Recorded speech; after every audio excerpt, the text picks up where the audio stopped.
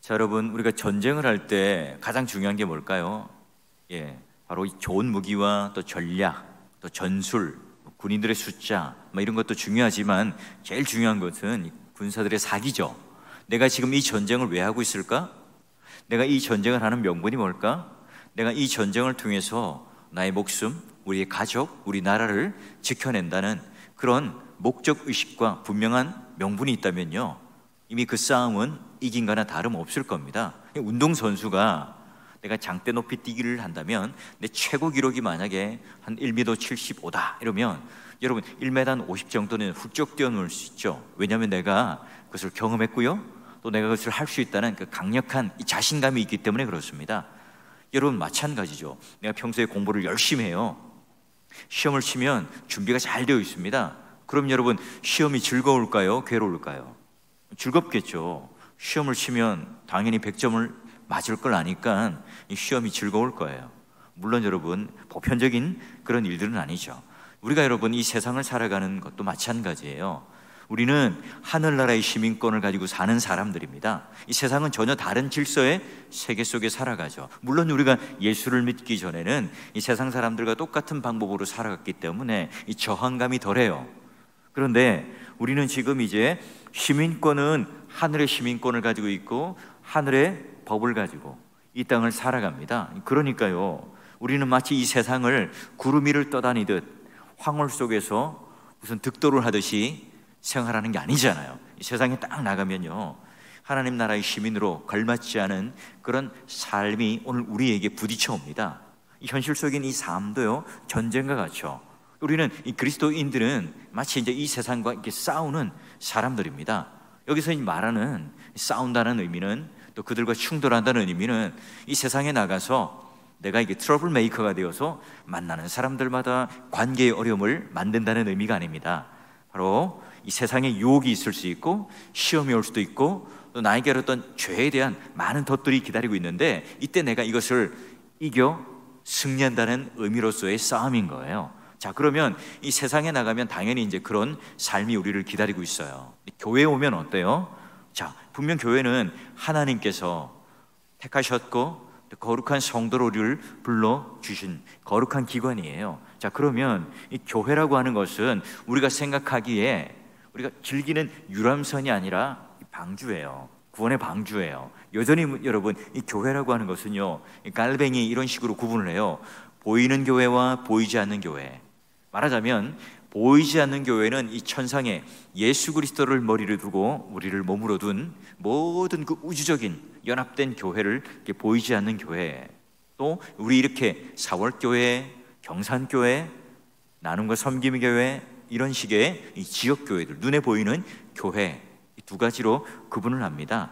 자, 그래서 여러분 이 땅에 있는 그런 눈에 보이는 교회, 지상의 교회는 언제든지 여러분 불완전한 이 사람들이 함께 있기 때문에 이 교회 안에서도요, 그런 싸움이 일어나고 갈등이 일어나고 또 우리는 이 세상을 향하여 항거하는, 그래서 여러분 이 지역교회 또는 눈에 보이는 이 교회를 통하여 교회란 이 전투하는 교회다, 이런 표현을 쓴 거예요. 자, 이제 제가요 이번에 이제 총회가 여러분 기도 가운데 잘 또 은혜롭게 4일 동안 참석하고요 왔습니다. 동탄이라고 하는 곳에 이렇게 있는 교회에서 했어요. 친구들이 좀 몇 명 거기서 살아요. 화성시에 그 세무공무원인데 출장소가 이제 동탄 사무소에 있어서 딱 한 5분 거리라서 점심 때 이제 잠시 만나서 커피도 하고 식사를 했어요. 그 친구가요 아직 교회를 다니지 않아요. 대학교 때 친구니까 한 30년 지기 친구인데요. 자, 그 친구가 저한테 이게 말을 합니다. 자기가 이제 지금 수많은 민원인들, 갑자기 여러분이 화성시가 막 이렇게 동탄이 이렇게 막 발전해가지고 막 그런 세무공무원들에 대한 민원들이 엄청 많은 거예요. 자, 그래서 저희가 하는 말이, 야, 커피를 한잔 하면서 이제 넌 정말 좋겠다. 나는 맨날 민원인들한테 욕도 얻어먹고 멱살도 잡히고 하는데, 이제 제가 좀 이제 팀장이 되어서 조금 이제 이게 낫긴 하지만 그래도 내가 얼마나 괴로운지 몰라. 근데 너는 정말 좋겠어. 넌 어릴 때부터 교회에서 자랐고 또 지금도 교회에서 생활하고 목사가 되어서 정말 천사 같은 착한 사람들하고만 교회에서 생활하니까 너는 얼마나 행복하니. 그리고 나는 이제 60세니까 이제 한 10년밖에 남지 않았는데 은퇴가, 넌 그래도 괜찮잖아, 이런 얘기를 하는 거예요. 자, 근데 여러분 어때요? 그 말을 내가 부정을 하자니 전도의 문이 막힐 것 같고, 또 긍정을 하자니 좀 그렇고. 여러분, 우리가 이 교회 안에 들어와도 얼마든지 우리의 본성이 살아있고 우리의 욕심이 살아있잖아요. 그러니까 여러분, 우리는 서로가 또 이 교회 안에도 마찬가지예요. 정말 저 인간만 없으면 내가 교회 다니는데 행복하다. 사실 다른 사람도 저를 그렇게 생각할 수도 있거든요. 자, 그래요. 자, 여러분, 세상에서 살 때도 우리는 하늘나라의 시민권을 가진 자로서 세상과 이렇게 충돌하며 살아가요. 교회 안에서도 마찬가지입니다. 성도로서 이제 성화의 열매를 맺어가며 마치 이제 인격과 인격이 칼과 칼이 날이 부딪혀가면서 우리는 이제 그렇게 날카롭게 되는 겁니다. 우리의 삶은 늘 이런처럼 전투하는 삶이에요. 이때 여러분, 우리의 속 사람이 강하다면, 우리 속 사람이 아주 이렇게 견고하다면 얼마든지 그 싸움과 전투에서 승리할 수 있고요, 우리는 쉽게 무너지지 않겠죠. 자, 그러면 우리가 이제 에베소서를 읽어가면서 중요한 것, 우리 이제 선입견이 뭐냐면 1장부터 3장까지는 교리, 4장부터 6장까지는 적용, 이런 이분법적인, 그런 기계적인 이분법적인 그런 이해가 우리의 선입견 속에 있습니다. 근데 여러분, 찬찬히 읽어보면 1장부터 3장까지도요 교리도 있고 적용도 있습니다. 직설법도 있고 명령법도 있어요.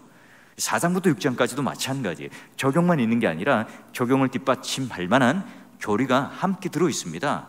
게다가요, 더 중요한 것, 이 딱딱한 교리의 책이 아니라 에베소서는요 정말 교회론을 이야기하면서 이 에베소 교회 성도들을 향하여 바울의 이 기도가 곳곳에 보물처럼 숨겨져 있는 것이 바로 에베소예요.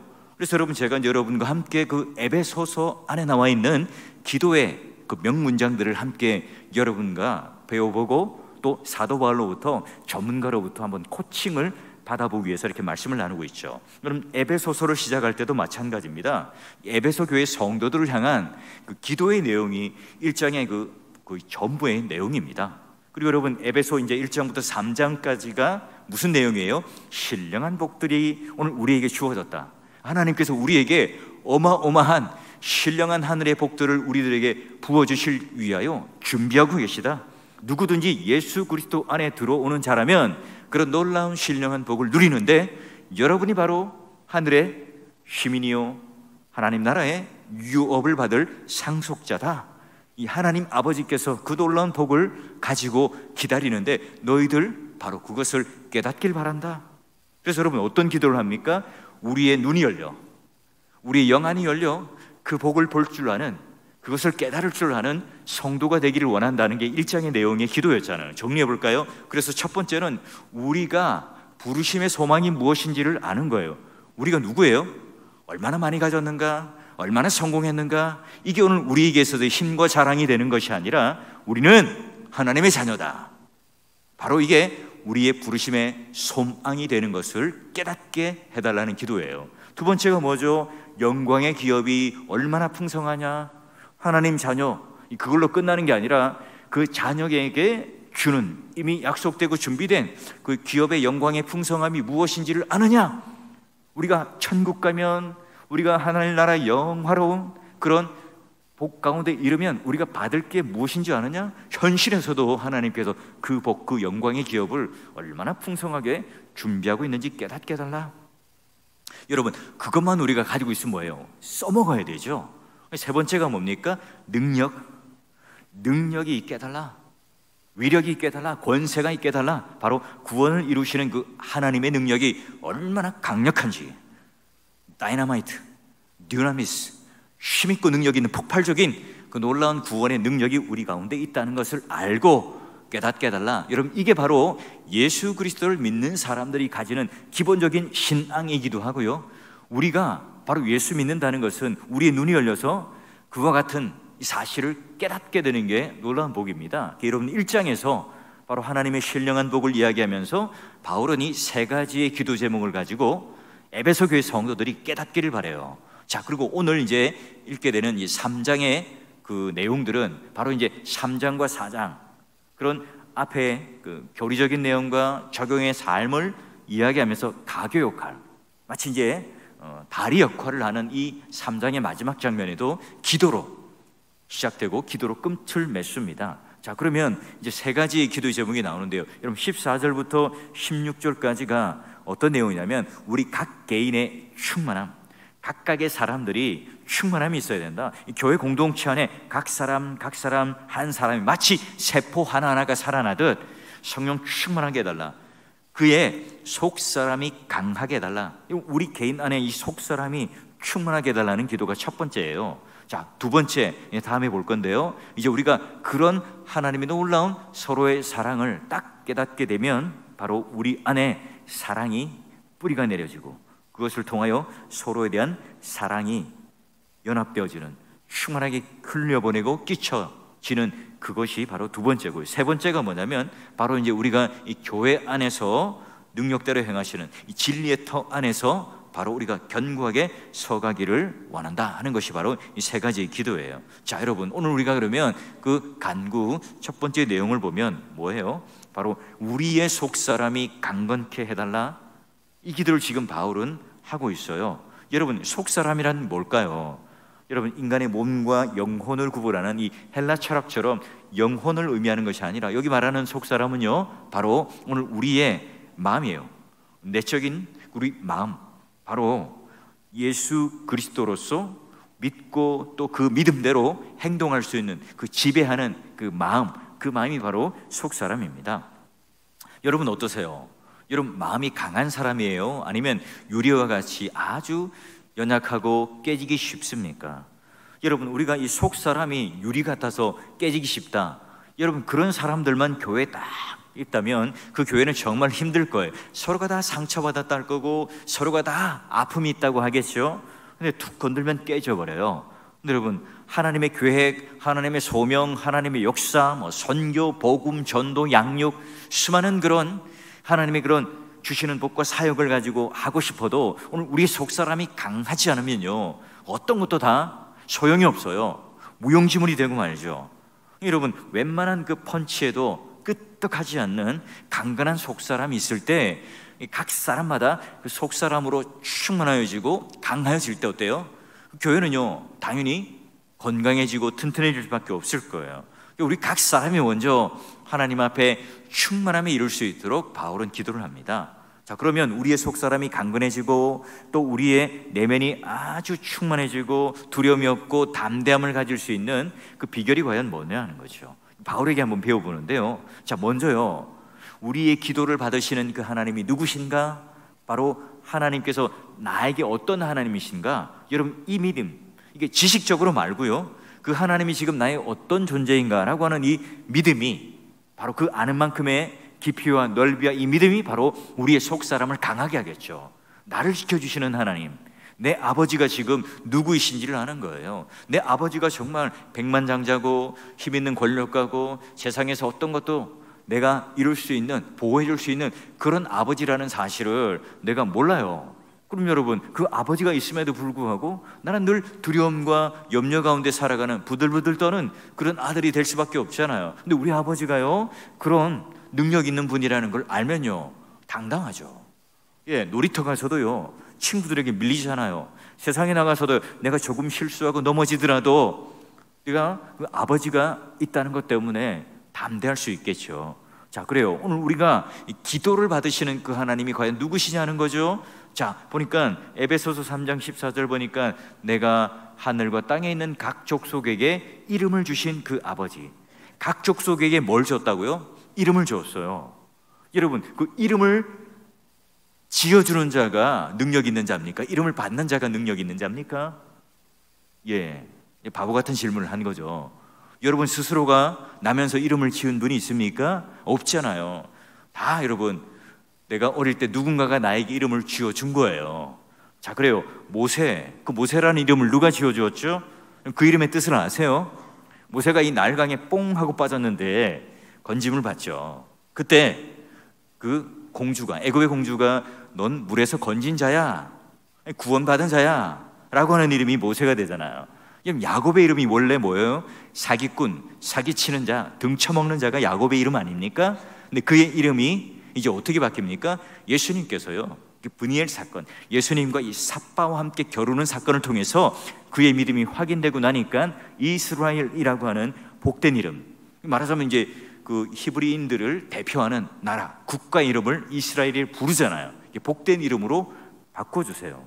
여러분, 이 바울의 기도를 들어주시는 이 하나님이 바로 이름을 주시는 하나님, 각 족속에게 이름을 주시는, 그래서 하나님이 계획, 하나님의 어떤 역사, 이런 것들을 각 민족마다 각 사람에게다가 부여한 그 하나님, 그런 여러분, 우리 모든 각 사람은요 각각의 그런 하나님의 계획이 있어요.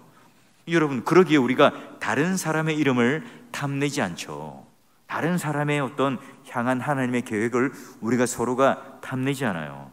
여러분, 예를 들어서 모두가 다 좋은 대학을 가고 모두가 다 의사가 되고 모두가 다 그런 뭐 치료하는 그런 사람이 되겠다. 그럼 여러분, 환자는 도대체 누가 있어요? 모두가 다 대기업에서 일하고 모두가 다 그 높은 위치에서 일을 한다면 이 세상이 돌아가겠습니까? 그렇지 않죠. 마찬가지로 여러분, 하나님께서 우리 모든 각 사람을 독특하게 창조하시고 그 창조 가운데 그냥 내버려 두는 것이 아니라 이름, 그 이름에 모든 것들을 질서와 규정을 담으셔서 우리들을 특별하게 대하세요. 하나님께서 우리를 부르신 대로 바로 우리를 가장 선한 그 길로 우리를 기쁘시게, 우리를 충만하게 하신 분이 바로 하나님이죠. 그래요, 여러분, 바로 이것은 세상에서도 마찬가지고 교회 안에서도 마찬가지입니다. 모든 만물을 창조하셨고 창조하신 것으로 끝내는 것이 아니라 각 고유의 모든 창조물들과 우리 사람들에게 이름을 허락하시죠. 여러분, 동물은 그래도 뭐 코끼리, 사자 이 정도로 끝내지만 우리 모든 사람들은 다 각각의 이름들을 하나님께서 주셨어요. 여러분, 우리가 그 이름이 우리에게 부르심, 우리를 또한 소명 가운데 택하심, 이 모든 것들이요 그 안에 순종하며 나갈 때 하나님께서 오늘 우리들에게 허락하시고자 하는 이 각 사람, 이 속 사람의 그 놀라운 충만함이 여러분 가운데 준비되어 있을 줄 믿습니다. 여러분, 바울이요 어떻게 기도를 하나요? 그의 모습을 보니까 바로 이름을 주신 그 하나님 앞에 어떻게 해요? 무릎을 꿇고 전심을 다해 기도하는 그 장면. 여러분, 이 3장 15절 끝에 보니까 아버지 앞에 무릎을 꿇고 내가 빕니다, 이런 이 문장 한마디에 바울이 지금 이 하나님과 나의 관계를 어떻게 설정하는지, 여러분, 무릎을 꿇고 기도한다는 것은 어떤 의미예요? 내가 겸손하게 내가 하나님 앞에 아무것도 아닌 존재라는 것을 고백하며 나가요. 여러분, 오늘날 우리는 이제 장의자도 있고 또 여러분 이제 뭐 식탁에 앉아서 이제 식사를 하는 문화로 이제 바뀌어 가잖아요. 요즘엔 식당에 가보면 뭐 앉아서 먹는 데가 거의 없어요. 그래요. 그럼에도 불구하고 여러분, 무릎을 꿇고 기도를 한다는 것, 바로 오늘 하나님 앞에 내가 모든 것을 쏟아놓고, 바울이 그냥 머릿속에 있는 단순한 그런 하나님이 아니에요. 내가 그냥 깨달아서 하나님하고 부르는 그런 이름이 아니에요. 바로 하나님을 향하여 내가 아무리 올바른 지식이 있고 바른 내가 정보를 가지고 있다 할지라도 하나님께서 그것을 이루어 주시는 하나님이라는 사실을 믿지 않으면 내가 하나님 앞에 무릎을 꿇을 수가 없죠. 하나님을 의지할 수가 없습니다. 하나님 앞에 진실된 기도를 하는 게 아니겠죠. 여러분, 우리를 향한 하나님께서 그 계획을 이뤄 가시는 것은 다 여러분 기도를 통해서 이뤄 가세요. 여러분의 인생을, 또 여러분께서 오늘 우리들에게 주신 그 이름의 각각의 계획들을요 다 우리가 이 기도할 때 하나님께서 이루어 주세요. 그럼 여러분, 우리는 이런 기도하는 자리에 나오는 것을 멈추지 말아야 합니다. 지금 제가 말하는 것은 어떤 종교적인 행위를 열심히 하십시오 라고 하는 게 아니에요. 기도의 자리에 많이 나오고 오래 앉아있다, 이것이 센 믿음이다, 제가 이걸 강조하는 게 아니라 오늘 하나님 앞에서 무릎을 꿇고 기도했다 하는 이 바울의 모습을 통해서 그는 기도의 사람이었고 늘 하나님 앞에 묻고 또 하나님 앞에 간구하고 하나님 앞에 의지하며 그의 모든 계획과 뜻을 묻고 또 묻고 살아갔던 사람이 누구예요? 바울이에요. 그래요. 여러분, 우리가 하나님 앞에 이 무릎 꿇는 그런 이 기도의 시간이 점점 줄어들어요. 하나님 앞에 무릎을 꿇는 우리의 마음이, 우리의 심령, 우리의 의지가 그 기도하는 그런 모든 이 모습들이 점점 식어져 가요. 이 시간에 드라마가 더 재밌어요. 이 시간에 친구들을 만나는 게 더 재밌어요. 내가 바빠서 이 기도하는 것들이 게을러요. 여러분, 이때 여러분, 우리에게 제일 먼저 나타나는 증상이 뭘까요? 그래요. 일단 교회가 가기 싫어요. 두 번째는 내 마음이 막 식어져요. 냉랭해집니다. 여러분, 그게 여러분 첫 번째 나타나는 증상이죠. 마음이 차가워지고 냉랭해집니다. 창세기를 읽어도 창세기인가 보다, 누가복음을 읽어도 그냥 누가복음인가 보다, 내 마음에 아무런 반응이 없어요. 뭐든 여러분 비판의 눈으로 볼 수밖에 없죠. 근데 기도할 때 여러분, 오늘 우리에게 제일 먼저 나타난 게 뭐예요? 우리 냉랭했던 가슴, 메말랐던 이 가슴이요, 어떻게 해요? 뜨거워져요. 우리 마음이요, 벅차올라요. 이 뜨거움이라는 게 뭐냐? 바로 하나님 말씀을 들을 때 내 마음에 감동이 됩니다. 내가 하나님 앞에 기도할 때 이 기도를 하나님께서 들으시는구나, 하나님께서 지금 내 찬양을 기뻐 받으시는구나, 내가 드리는 이 예배가 그냥 허공에 드리는 예배가 아니라 하나님께서 오늘 우리 앞에 좌정하셔서 오늘 전전제를 걸고 하나님 앞에 예배를 드릴 때 하나님께서 기쁘게 받으시구나, 이런 확신과 믿음을 통해서요, 내 마음에 기쁨이 넘치고 감동이 넘칩니다. 요한복음을 읽을 때 하나님께서는 우리를 얼마나 사랑하시고 예수 그리스도를 통하여 내 인생의 길을 주시고 생명을 주시고 내 모든 이 삶을 살아가는 영원히 배부리, 영원히 고프지 않는, 영원히 목마르지 않는 그런 떡과 그리고 물이 되시, 영생수가 되시겠다 하는 이 말씀이요, 감동으로 다가오죠. 와, 그래, 맞아, 하나님께서 이렇게 행하셨지. 그리고 여러분, 그 말씀을 따라 내가 이 뜨거워진 이 마음과 감동을 가지고 내가 한 걸음 한 걸음 움직일 때, 여러분, 이게 오늘 우리의 삶의 간증들이 나오게 돼요. 하나님 나라를 생각할 때, 하나님 나라를 위하여 살고자 할 때, 여러분, 내가 이 기도하며 내 열정이 끓어오를 때 오늘 하나님께서 우리 마음을 먼저 움직이세요. 우리 마음을 뜨겁게 하죠. 우리 마음의 열정 가운데 끓어오르게 해요. 여러분, 우리 마음이 식어져 있습니다. 우리 마음이 냉랭합니다. 어떤 하나님 말씀을 듣고도 기도하고도 찬양해도 우리 마음이 움직이지 않습니다. 여러분, 역사가 일어나지 않아요. 여러분, 우리 마음 가운데 감동이 있을 때, 또는 그 하나님의 사랑이 느껴질 때 주변에 있는 형제 자매들을 향하여 사랑할 수 있는 마음이 생기는 거예요. 마음이 싸늘해요. 무슨 역사가 일어나겠습니까? 여러분, 기도할 때 우리 마음이 뜨거워지고, 기도할 때 하나님의 역사가 일어나고, 기도할 때 바로 오늘 우리 하나님께서 우리 마음을 움직이셔서 이끌어 가세요. 여러분, 정말 내가 하나님 앞에 그 계획 가운데 내가 그 뜻을 알고 그 뜻대로 살기를 원한다면 여러분, 이 기도의 자리를 지키셔야 합니다. 기도를 멈추시면 안 돼요. 기도를 멈추는 순간 우리의 마음은 식어지고 하나님의 뜻이 무엇인지 혼미해지고, 여러분, 그렇다면 어떻게 되겠어요? 당연히 여러분, 우리 믿음도 식어지죠. 하나님에 대한 마음도 식어질 수밖에 없습니다. 다시 여러분, 우리 마음을 달구고 뜨거워지게 하고 열정 가운데 서게 하는 것들은요, 여러분, 바로 여러분, 모든 이름을 주시는 그 하나님 앞에, 우리의 모든 계획을 가지고 계신 그 하나님 앞에, 모든 우리의 섭리의 손길을 가지고 이끄시는 그 하나님 앞에 무릎을 꿇고 오늘 주님이 내 인생의 주인이라는 사실을 알고 바로 하나님 앞에 그 뜨거운 마음으로 우리의 속사람이 강건케 될 때입니다. 여러분, 각 사람, 여러분 마음, 모든 우리 인격의 삶, 여러분 전 존재가요, 여러분 이 기도의 자리를 통하여 하나님 앞에 무릎을 꿇는 그 순간으로부터 여러분의 이 속사람이 강건하여지고 여러분 마음이 뜨거워지고 다시 한번 식어졌던 우리의 마음의 열정과 믿음에 대한 열정이 하나님 앞에 뜨거워지고 불타오르는 여러분 되시기를 주의 이름으로 축원합니다. 여러분, 어떻게 속사람이 그러면 강건해지고, 여러분 어떻게 그러면 우리의 마음이 뜨거워질 수 있는가? 우리가 뭔가 고양을 해요? 뭔가 우리가 고행을 하고 뭔가 으쌰으쌰한다고 되는 일입니까? 아니죠. 여러분, 성경은요 명확하게 오늘 이 이후의 말씀에 세 가지로 정리를 해줍니다. 먼저요, 우리가 하나님의 영광의 풍성함을 따라서 우리가 속사람이 강건하게 됩니다. 16절을 보면 이렇게 되어 있어요. 성령으로 말미암아 너희 속사람을 강건케 하는데 어떻게 해요? 그 영광의 풍성함을 따라. 와, 성령 하나님의 은혜로 하나님의 영광을 봅니다. 그 하나님의 영광을 보고 깨닫고, 와, 하나님이 이런 분이시구나 하는 것을 깨닫게 됩니다. 그때 어떻게 해요? 우리 속사람이 능력으로 강건케 된다고 그래요. 우리의 속사람이 강화되죠. 이 뭐예요? 예배잖아요.